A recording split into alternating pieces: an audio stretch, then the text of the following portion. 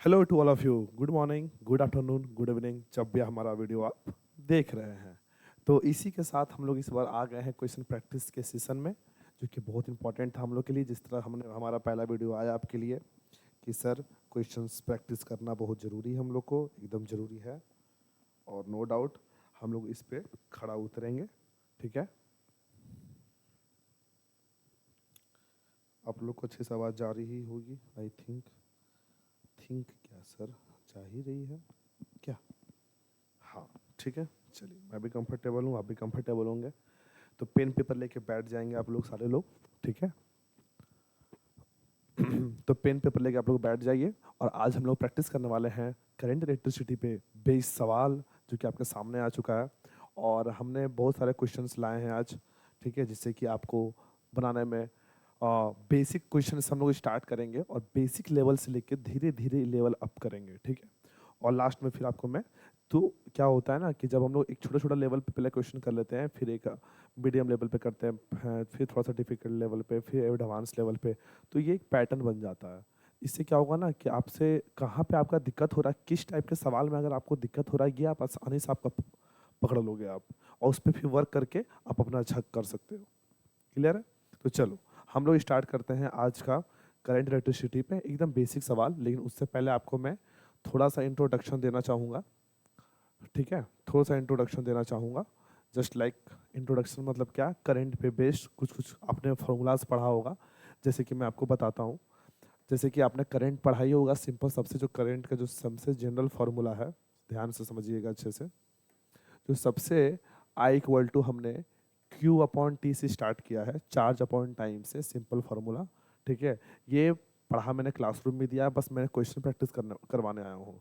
यदि आप क्वेश्चन पढ़े हुए हैं, टॉपिक पढ़े हुए हैं, वेल एंड गुड। आप वीडियो को स्किप कर सकते हैं, हल्का आगे जाके डायरेक्ट क्वेश्चन बना सकते हैं। नहीं तो 5 मिनट देख के अच्छे से रिवाइज कर लें, रिकॉल कर लें एक बार। तो I equal to Q by T होता है, और क्यू इक्वल टू होता है एनी बाई टी। तो number of turns, number of term के यहाँ पे देखिए I equal to Q by t है और एनी बाई टी है। तो यहाँ पे कभी नंबर पूछ सकता है, ठीक है, कि कितना क्वांटिटी ऑफ इलेक्ट्रॉन्स निकलेंगे। तो उसके हिसाब से हमारे पास दो फार्मूला है। चार्ज अब दे दिया है, टाइम दे दिया, तो सिंपल करंट का फार्मूला लगा देंगे। और एनी बाई टी भी है, जब एन पूछ देगा, कभी कभी नंबर्स पूछ देता है निकालने के लिए, करंट और टाइम दे देता है, तो हम लोग ये लगा देंगे। अब यही करंट को दो पार्ट में वो डिफाइन करते हैं। ठीक है, एक बार करते हैं एट टाइम टी में, एक बार करते हैं एट टाइम टी में, और एक बार करते हैं इन टाइम टी में।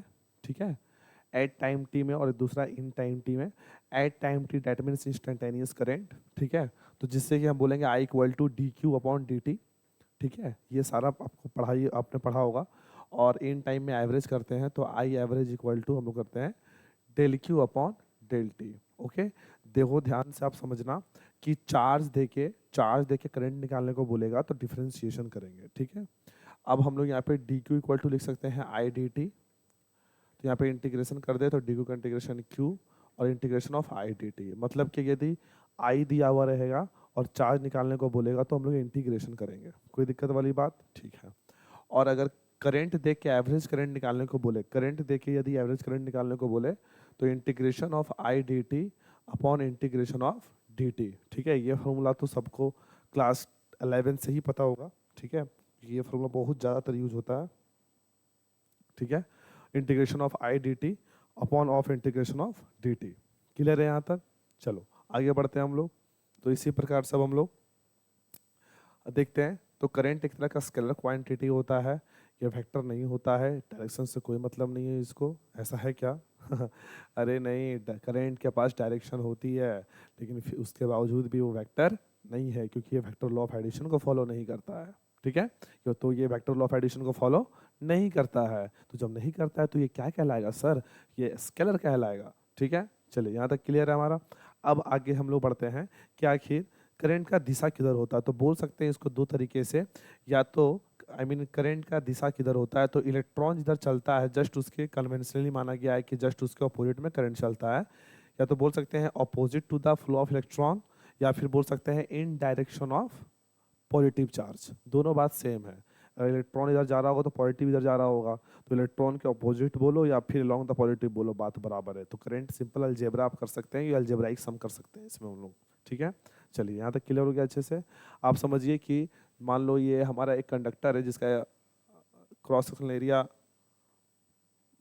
डिफरेंट है, तो करंट यहाँ से आई इंटर किया है, तो कहाँ पे करंट का मात्रा ज़्यादा होगा, जैसे suppose I1 I2 I3 I4 बोला जाए, तो कहाँ पे करंट ज़्यादा होगा? तो ऐसा कुछ नहीं है, current area of cross section पे डिपेंड नहीं करता है। जितना करंट यहाँ से एंटर होगा वही उतना ही करंट वहाँ से बाहर आएगा। जस्ट लाइक वो आपने पढ़ा होगा जब फ्लूइड मैकेनिक्स में, पानी जितना वॉल्यूम ऑफ वाटर पर सेकंड जितना एंटर होता है उतना ही वॉल्यूम ऑफ वाटर पर सेकंड बाहर आता है। ठीक है, तो चलिए यहाँ तक हम आगे बढ़े। इसके बाद तो यहाँ तक समझ में अगर आपको आ गया है तो फिर नो डाउट बहुत अच्छे से समझ में आएगा आगे भी। तो अब देखो, इतना ही हमारे पास सवाल है, ठीक है। और एक सवाल इसको थोड़ा सा एक लेवल अप लेके जाएं तो बोल सकते हैं I इक्वल टू होता है मेरा Q/T।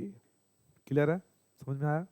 तो अगर इसको बोल सकते हैं I इक्वल टू Q, मान लेते हैं अगर हम आपसे पूछ दें ऐसे करके, कभी कभी बोल देगा ना कि मान लो ये इलेक्ट्रॉन घूम रहा है ऑर्बिट में जिसका रेडियस R है, ठीक है, तो बताओ इसका आप करंट कितना होगा? तो I इक्वल टू होता है Q/T, तो Q हो गया E, T यहाँ पे टाइम पीरियड लेंगे हम लोग, E/T हो जाएगा, और तो हो जाएगा E/T, दैट मीन्स 1/टाइम पीरियड, और 1/टाइम पीरियड हम लोग क्या बोलते हैं बच्चा? फ्रीक्वेंसी कहते हैं। तो I इक्वल टू हम लोग EF भी कह सकते हैं। बहुत अच्छा फॉर्मूला है ये, ठीक है, बहुत अच्छा फॉर्मूला है, याद रखना आप। समझ में आया? ये बहुत अच्छा फॉर्मूला है।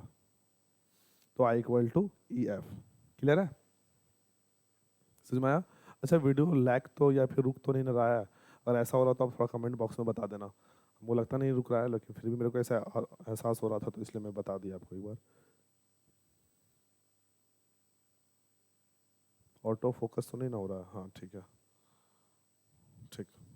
तो I इक्वल टू dQ/dt। यहाँ तक क्लियर है? चलिए हम क्वेश्चंस करते हैं आगे। तो इसके अलावा और क्या जानेंगे आप? इसके बाद आप ऐसे जान सकते हैं चार्ज टाइम। यहाँ ध्यान समझिएगा आप अच्छे से, ठीक है, ध्यान समझो आप। चार्ज टाइम का स्लोप करंट देता है। क्या बताया हमने? चार्ज टाइम का स्लोप क्या देता है? करंट देता है। करंट टाइम का एरिया, करंट टाइम का एरिया हमें क्या देगा? चार्ज देगा। करेंट टाइम का एरिया हमें क्या देगा सर? चार्ज देगा। करेंट टाइम का एरिया हमें क्या देगा? चार्ज देगा। और चार्ज टाइम का स्लोप हमें क्या देगा? क्या देगा? चार्ज टाइम का स्लोप हमें क्या देगा? करंट देगा। करंट देगा, करंट देगा। ठीक है, दिख रहा है आप लोग को अच्छे से?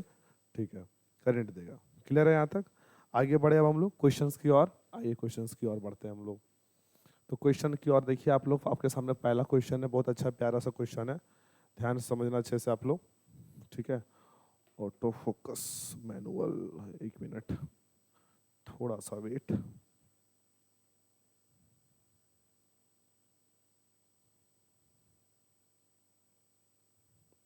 देखिए सवाल, पहला सवाल क्या बोल रहा है, आप ध्यान से समझना। In a given of 10 second, ठीक है, 40 electron passes from 40 electron passes from right to left, ठीक है। मान लेते हैं 40 इलेक्ट्रॉन पास कर रहा है राइट टू लेफ्ट, ठीक है, ध्यान से समझना आप। From in the same interval of time 40 proton also passes from, same interval में, ये 10 सेकेंड में ही कुछ प्रोटॉन इधर ट्रैवल कर रहे हैं। क्लियर है? सुनना आप। तो 10 सेकंड में कुछ प्रोटॉन इधर ट्रैवल कर रहे हैं, तो बोलता है is the average current will be zero. क्या एवरेज करंट जीरो होगा? क्या आपको लगता है? क्या सोच रहे हैं कि कुछ नेगेटिव चार्ज इधर जा रहे हैं, पॉजिटिव इधर जा रहे हैं, तो क्या दोनों कैंसिल वगैरह ऐसा ऐसा कुछ होगा क्या? नहीं, इलेक्ट्रॉन के जस्ट अपोजिट में करंट फ्लो होता है, या फिर अलोंग द पॉजिटिव, यानी दोनों एक ही दिशा में है। नहीं कि इसका जो आई, तो इफ नॉट, हाँ तो नहीं, ऐसा नहीं होगा। एवरेज करंट जीरो नहीं होगा। तो जीरो नहीं होगा तो क्या होगा? तो find the value of average current. तो एवरेज करंट वैल्यू कैसे फाइंड करेंगे? तो I average equal to I due to of electron और I due to of proton, ठीक है। तो हम लोग को पता है इसका इलेक्ट्रॉन का फॉर्मूला क्या होता है, करंट का formula, basic formula Q/T, that means Q1/T plus same time है Q2/T। Q इक्वल टू क्या होता है हमारा? NE होता है, NE, N आपको पता है 40, NE/ टाइम कितना दिया हुआ है? 10 दिया हुआ है, प्लस जो प्रोटॉन के चार्ज होते हैं वही नॉर्मल इलेक्ट्रॉन के चार्ज भी होते हैं, बस एक प्लस और एक क्या माइनस में। तो उतना ही फ्लो रहा इधर भी, तो हो जाएगा 40E/10, क्योंकि दोनों ही सेम डायरेक्शन में ही है, दोनों सेम डायरेक्शन में, इसलिए हम लोग ऐड कर रहे हैं क्योंकि जस्ट प्रोटॉन के उल्टा इलेक्ट्रॉन प्रोटॉन के अलॉन्ग करंट चलता है, यानी जिधर पॉजिटिव चल रहा है या तो उधर करंट चलेगा या तो इलेक्ट्रॉन के उल्टा। तो जब इलेक्ट्रॉन इधर जा रहा है तो ऑब्वियसली प्रोटॉन इधर जाएंगे। तो इस केस में यहाँ पे हो जाएगा, आपको प्लस करोगे आप तो 2 टाइम्स ऑफ 40e/10, ठीक है। अब इसको काटोगे, 2 5 जा 10, 5 8e, ठीक है। और इलेक्ट्रॉन का चार्ज होता है 1.6 इंटू 10⁻⁻19, करोगे तो जाएगा 1.23 इंटू 10⁻⁻18 कुल एम्पियर, एम्पियर, ठीक है। दिख रहा है आप लोग को अच्छे से? ओके, तो आप लोग को ऐसे बनाना है इस सवाल को। चलिए नेक्स्ट सवाल में आगे में बढ़े। नेक्स्ट सवाल बोलता है constant current of, constant current बोला यानी टाइम के साथ वैरी नहीं कर रहा है ये। तो जब वैरी नहीं कर रहा था तो इजी फॉर्मूला लगाना है। तो एक constant current of 4 ampere passes through a wire for 8 second, ठीक है। सिंपल आई इक्वल टू होता है मेरा Q/T। सिंपल बोला है 4 एम्पियर करंट फ्लो हो रहा है, टोटल चार्ज बताना है, टाइम 8 दिया हुआ है, तो चार्ज हमारा हो जाएगा 32 कूलम, ठीक है। क्योंकि Q इक्वल टू हो जाएगा IT, IT, IIT नहीं IT, वो IIT अलग है, वही IIT के लिए IT पढ़ रहे हैं। ध्यान समझ में आया? चलो, ए वायर कैरी है current of 2 ampere. A wire एक वायर है जिसमें कि कितना एम्पियर करंट फ्लो हो रहा है बच्चा? 2 एम्पियर करंट फ्लो हो रहा है। What is the charge that has followed through its cross sectional area? Charge पूछा है आपसे, और क्या दिया हुआ है बोलो आप? What is the charge that has flow through its cross sectional area in time दिया हुआ है, देखो यहाँ पे 1 second. How many electron does correspond to, यानी नंबर पूछा है, ठीक है। एन पूछा है आपको, तो हम लोग होता है आई इक्वल टू होता है Q/T, Q इक्वल टू होता है NE/T, ठीक है। तो आई 2 दिया हुआ है, और एन और ई का वैल्यू बता दो आप, 1.6 इंटू 10⁻⁻19/1। तो यहाँ पे पॉइंट हट जाएगा यहाँ पे, तो नीचे 10 आएगा, तो equal to 2 equal to n into 16 into 10⁻, ऊपर जाएगा तो जाएगा -20, 2 8 16। हालांकि उस और चीज हो जाता 1/8 ना इंटू 10⁻20, ठीक है। क्लियर है यहाँ तक? आप इसको कुछ वैल्यू दे सकते हैं यहाँ पे। नहीं नहीं नहीं,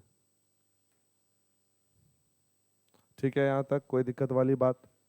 तो डैट मीन्स यहाँ पे 1/8 इंटू 10⁻20 हो जाएगा। तो हम लोग यहाँ पे इसको सॉल्व करके एन का वैल्यू आप निकाल लोगे। The current is a wire vary with the time according to the relation I equal to 3.0 ampere plus 2.0, जो कि हमारा करंट चल रहा है। How many coulombs of the charge passes across sectional area of the wire in the time interval between t equal to 0 to t equal to 4 second? What is the constant current would be transport the same charge in the same interval of time? मतलब कि यहाँ पे बोल रहा है कि current का जो रेट है, करंट का जो रेट है, the current is in a wire varies with time according to the relation, इतना, दैट मीन्स आई का वैल्यू दिया हुआ है सर हमारा, जो कि वैरी कर रहा है 3 + 2t के हिसाब से, ठीक है। और how many Coulomb's of charge passes through the question wire in the time interval between. अच्छा, तो हमसे पूछा है चार्ज, तो अभी अब मैंने बताया dq इक्वल टू होता है इंटीग्रेशन ऑफ आई dt। तो आई का वैल्यू है 3 + 2t इंटू डी टी, कहाँ से कहाँ तक? 0 से लेकर 4। तो जब 0 से 4 करेंगे तो ये हो जाएगा मेरा 3dt प्लस 0 से लेकर 4 2t/dt। सिंपल, हम सिंपल सॉल्व कर रहे हैं यार। 3t 0 से लेकर 4 प्लस 2t² 2 0 to 4, तो ये हो जाएगा हमारा 3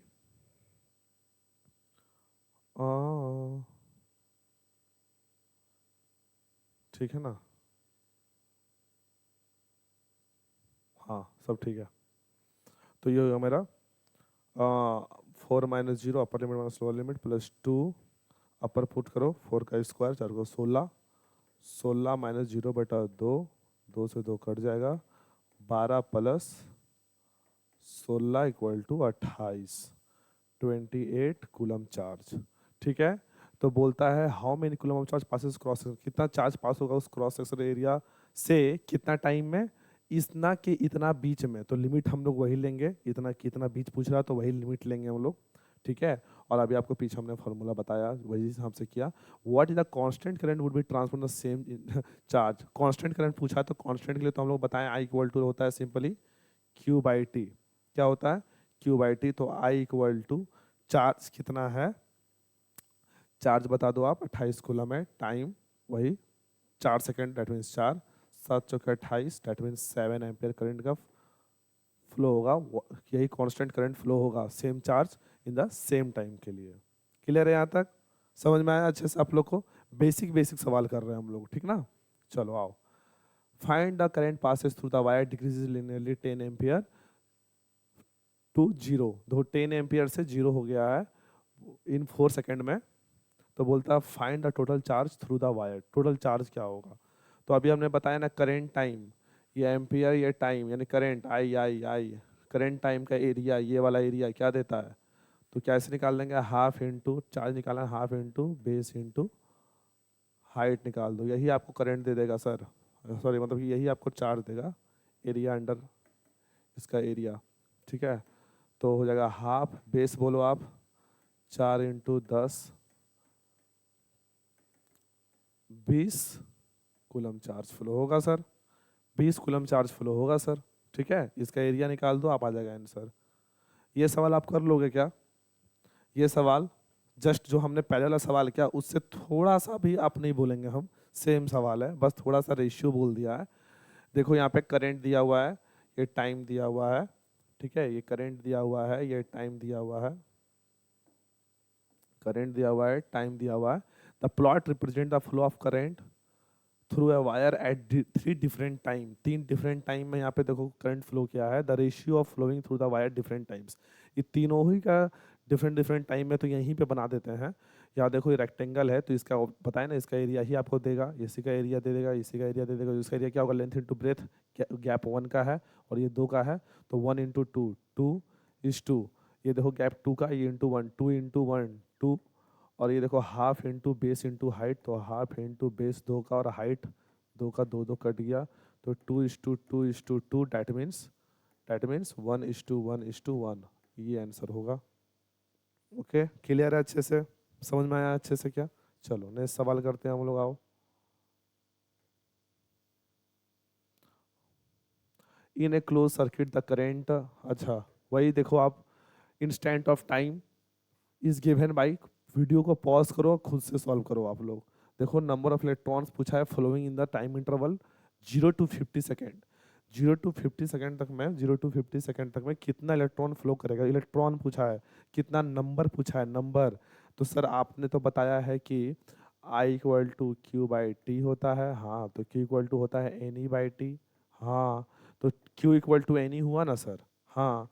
तो हमको पूछा है नंबर, पूछा है ना सर, बोला हाँ नंबर पूछा है आपको, तो आपको क्यू निकालना होगा ना सर पहले, हाँ निकालना तो होगा। तो क्यू कैसे निकालोगे, तो करंट देख के क्यू नहीं पूछा है, तो क्या करना होगा, टाइम वेरी कर रहा है, रेट वेरी कर रहा है, क्या करना होगा बताओ, बताइए आप क्या करना होगा। इंटीग्रेशन का डिफरेंशिएशन, करंट देख के चार्ज पूछा है, क्या करेंगे इंटीग्रेशन, कैसे करेंगे सर, तो d d q equal to integration of 4 - 0 - 0 80 into क्या डी टी 0 to 50, यही तो बोला है।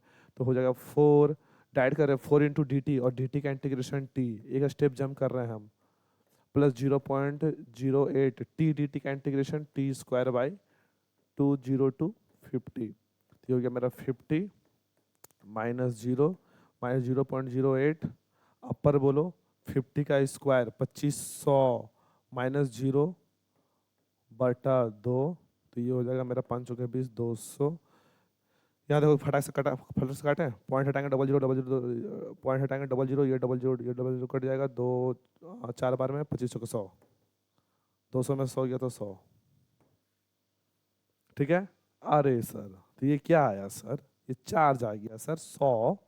अब क्या करेंगे सर, तो अब क्या करेंगे ना कि Q इक्वल टू होता है एन ई, तो Q तो मेरा निकल गया है 100 इंटू एन और ई को नीचे ले आओ तो यानी 1.6 इंटू 10⁻19, तो ये हो जाएगा माइनस पॉइंट हटाएंगे 10 -20 ऊपर जाएगा तो +20, तो 100/16 इंटू 10⁻+20, 16 से काटेंगे तो हो जाएगा 6.25 इंटू 10⁻20। दिख रहा है आप लोग को अच्छे से ना? देखिए अच्छे से, ठीक है। एन निकाल रहे हैं, क्या किए माइनस, ये माइनस पॉइंट हटाए 20 किए, -20 को ऊपर लेके गया +20, 16 बच गया, 16 से 100 को काटेंगे 6.25, डेट मीन्स बी आंसर हमारा होगा। ठीक है, चलिए ये भी बन गया स्टेप बाय स्टेप, क्लियर है। चलो आगे बढ़े हैं, आओ। Constant current is flowing through a linear conductor of a non uniform area of cross section, non uniform area of the charge flow per second through the area of conductor at any cross section, at any cross section पूछा है। तो आपको charge flow बोल रहा पर second कितना होगा, कोई भी area of conductor at any cross section. अभी हम लोगों को बताया कि क्रॉस सेक्शन एरिया पे जितना चार्ज अमाउंट ऑफ अंदर जाएगा उतना ही अमाउंट ऑफ चार्ज बाहर आएगा, that means independent of the area of cross section. The current flow through the wire depends as इतना इतना द चार्ज फ्लोइंग थ्रू, निकाल लोगे आप लोग, छोड़ दें आप लोग पे, कमेंट बॉक्स में इसका आंसर बता देना आप लोग, वही करना है। नहीं कर लोगे आप लोग, खाली कर लोगे कि नहीं, इतना बता दो आप लोग, हाँ या ना। आईडीटी करना है यार, बहुत इजी सवाल है, ठीक है। चलो कर लेना आप लोग इसको। 0 to 2 पूछा है, चार्ज फॉलोइंग थ्रू द, इसको इंटीग्रेशन कर दो, आंसर आपका आ जाएगा। ठीक है, बताना आंसर क्या होगा, ओके, कमेंट बॉक्स में आप लोग इसका इंटीग्रेशन, इससे अच्छा इंटीग्रेशन आपको कर दिए तो कर ही सकते हो यार। 1 ampere hour is equal to, 1 ampere hour is equal to, क्या लगता है आपको, बताओ आंसर। जैसे कि सिंपल आई इक्वल टू होता है चार्ज बाई टाइम, तो टाइम तो यहाँ पे देखो आप 1 एम्पियर आवर दिया हुआ है टाइम, तो आई एम्पियर कहलाएगा चार्ज, टाइम आर में पूछा है, आर में यानी 1 आवर, तो चार्ज इक्वल टू क्या होगा, करंट का होता है ampere into 1 hour, 1 hour equal to कितना होता है बच्चा, 60 मिनट इंटू 3600, हाँ यही ना, 1 एम्पियर 3600, 3600, हाँ हाँ ठीक तो है, ठीक है, 60 इंटू 60 3600, तो 3600 कूलम होगा आंसर, और क्या, ये एम्पियर ये सेकंड है, एम्पियर सेकंड को ही तो हम लोग बोलते हैं, अरे यार देखो एम्पियर सेकंड को ही हम लोग क्या बोलते हैं, चार्ज बोलते हैं, तो कितना 300 कूलम चार्ज निकलेगा हमारा, 300 कूलम आंसर, ठीक है, 300 कूलम आंसर। आगे बढ़े, आओ।